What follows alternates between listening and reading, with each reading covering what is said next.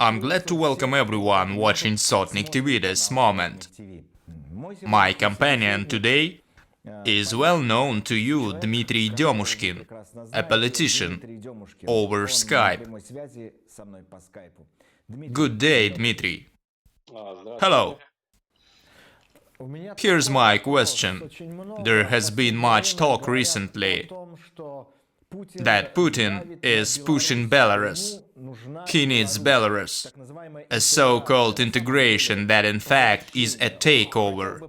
He would like to take it over. Will he succeed? Or is Mr. Lukashenko, they call father, dead set and won't be moved?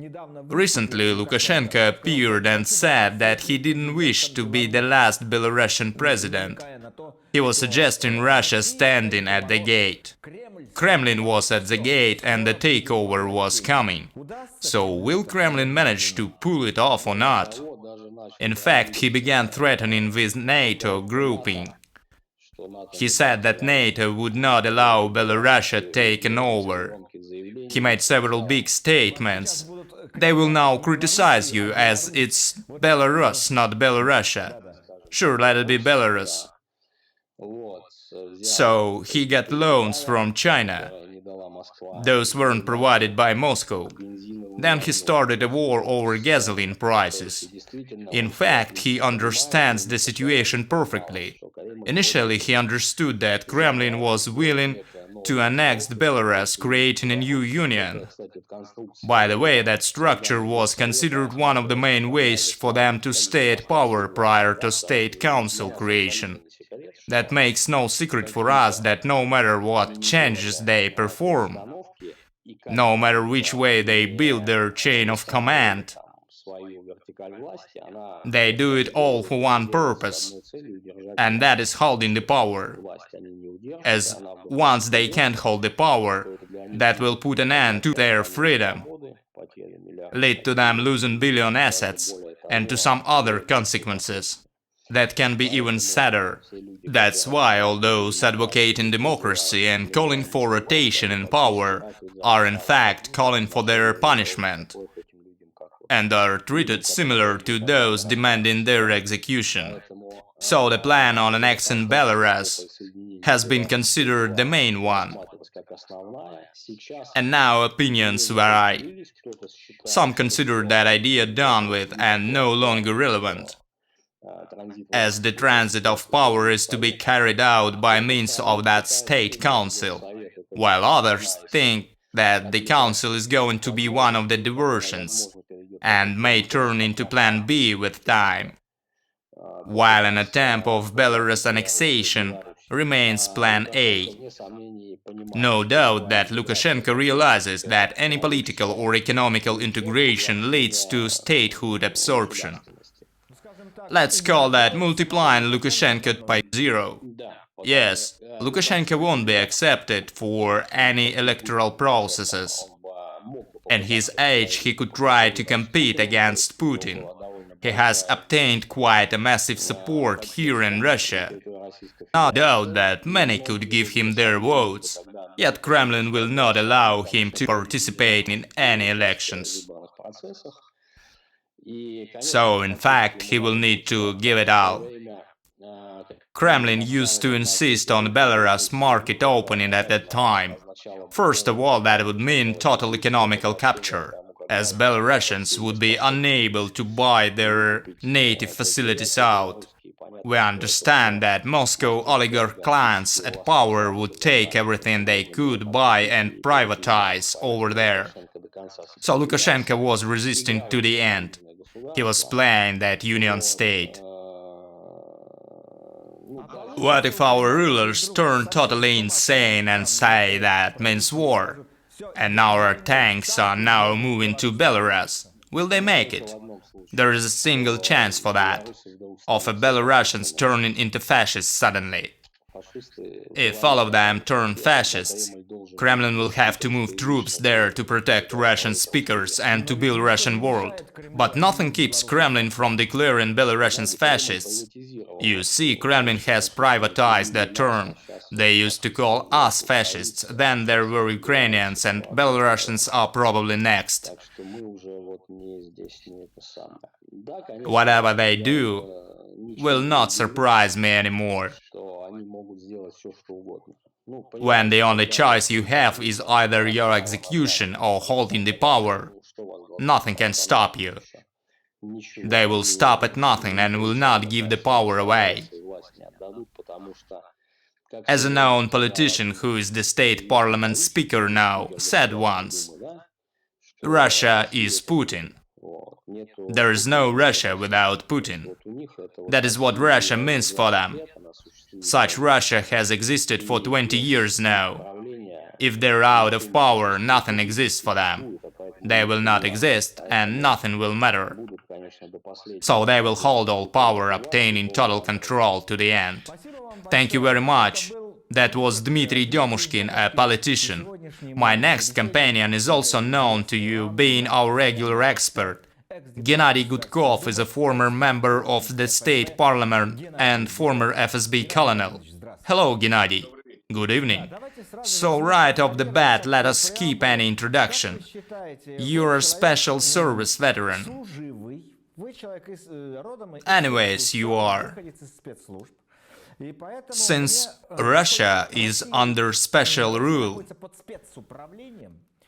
I wonder, what was Putin's reason for changing the constitution? Why does he need that? Remember, a few years ago he said that some brains needed to be changed rather than the constitution. Those were his words. Then someone seemed to have changed his brain, and now he's changing the constitution. What for? They're trying to hold the power now. What is the goal of all those changes by Putin? The work on the president's role strengthening began. Remember my word, that will end up with Putin not going anywhere. He will stay, he will easily achieve that after the society accepts those changes. The next amendment will increase president term or something like that. So Putin will remain unlimited ruler over Russia. That will lead to further degrading and collapse of the country. The economy and the social sphere will keep dying until people come out and everything explodes. Until they start gutting and hanging on light poles. That is how it ends up unless we manage to stop that process. Today's constitution is not some dogma, of course. It's clear that Putin haven't changed that to obtain lifetime power after 2024. Yet it's just the beginning.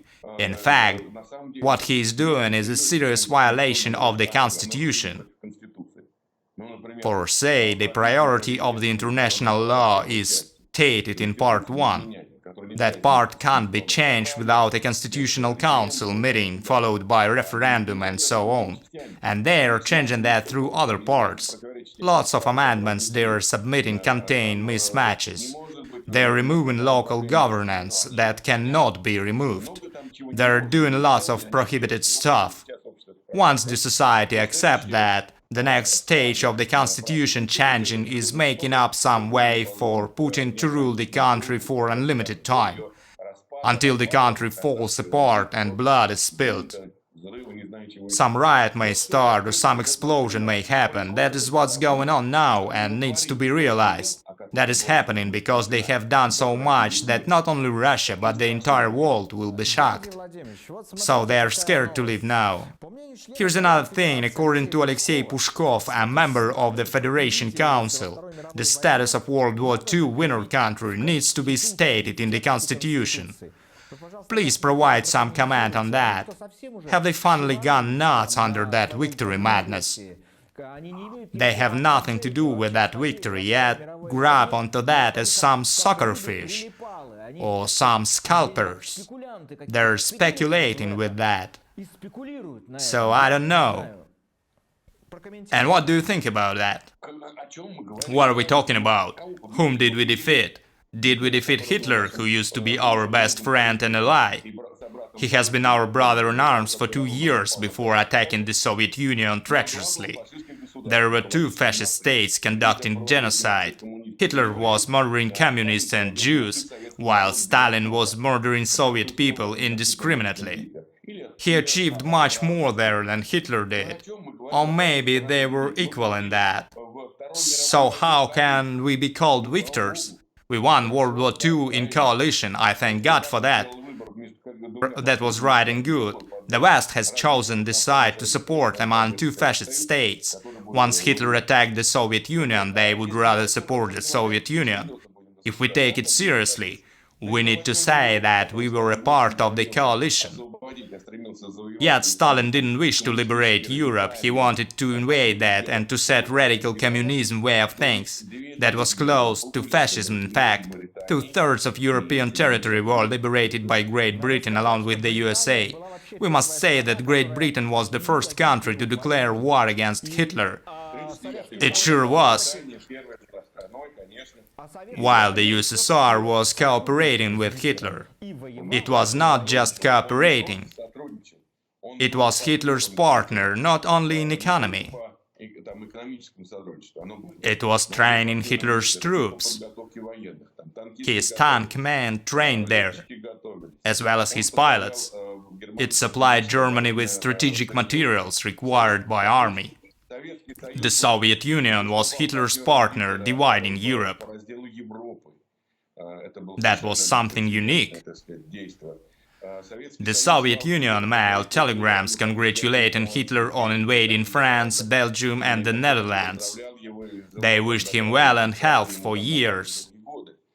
In fact, the Soviet Union stopped negotiating with Great Britain and France in August 1939. They preferred signing a covenant with Germany, even though the negotiation on creating an anti-Hitler coalition was in progress in August 1939. Nevertheless, that was stopped, rather cynically. Molotov-Ribbentrop Treaty was signed right after that, and the process of dividing Europe began. Our role in that war was tragical. Soviet people made the biggest sacrifice. Due to political leadership and military headquarters being talentless and opportunistic. Gennadiy, you have just provided your expert opinion, calling that horror, while others are offering to repeat everything. Today's Russian potential is 1/50th or 1/80th of NATO's. What do we want to do? We're able to screw them some way. But we cannot win any war. We can throw some nuclear bomb that will lead to pollution. We'll be terminated right after and go to heaven rather than hell as Putin promised. To make a long story short, Russia gets terminated, and that part of the world history ends. I really hope that will never happen, but we need to realize that we can do nothing other than screwing. Russian delegation intends to withdraw from the session of the Council of Europe Parliamentary Assembly in case of its authority limited. The Council tries to condemn Russia for changing the constitution and the ways used. Mr. Pyotr Tolstoy was threatening to withdraw from the session earlier today. He is a vice speaker of Russian state parliament. What if the West doesn't accept those changes to the constitution at all? What will our brilliant Putin and his circle do in such case? I support the council. I believe the ongoing events are the beginning of a constitutional takeover. That may be dangerous not only for each family in Russia, regardless of a political belief. They may recall civil war following 1917 revolution. So that is a threat not only for the Russian families, but for all European countries as well. And they sure condemn that rush.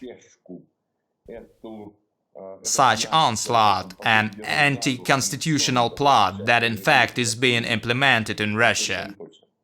We need to think of what can be done now. Our progressive democratic community is suggesting various versions. The first version by Alexei Navalny is that the constitution shouldn't be protected. We don't need to protect the constitution, but to protect ourselves using the situation. Once the constitution is under attack, We must protect ourselves by protecting that, and all the good things that still remain there. So I consider that suggestion wrong. We must protect ourselves and our rights. Sergei Udaltsov considers the constitution embarrassing. That may be embarrassing with the monarchy nature of power, yet that contains lots of civil rights and freedoms, including the rule of international law, and that is good. Alexander Podrobinik made a point, and I respect that. He suffered from any authorities in Russia. He says that we should oppose those changes in constitution, yet shouldn't take part in that referendum. Thank you so much. I wish you patience, courage and some kind of political luck. We will follow the developments in Russia and around it. Watch Sotnik-TV.